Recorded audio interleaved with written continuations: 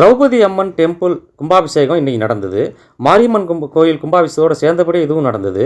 இத பார்ப்பதற்கு பிரதாப் என் குடும்பத்தோட வந்திருந்தான். அவனுக்கு 2 குழந்தைங்க. குடும்பம் பார்க்கறதுக்கு ரொம்ப அழகா இருந்தது.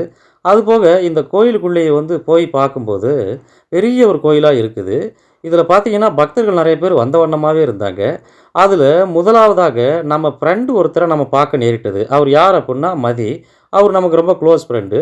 அவரு இந்த கோயிலுக்கு பக்தியோட வந்திருந்தாப்புல.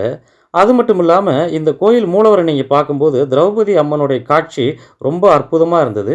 பக்தர்கள்லாம் பார்த்து பரவசம் அடைஞ்சாங்க. அது மட்டும் இல்லாம வெளிய லிங்கேஸ்வரருடைய கோயில் ஒண்ணு இருந்தது. இந்த லிங்கேஸ்வரர் கோயிலுக்கு பூஜாரி ஒருத்தர் இருந்தார் பூஜை பண்றதுக்கு.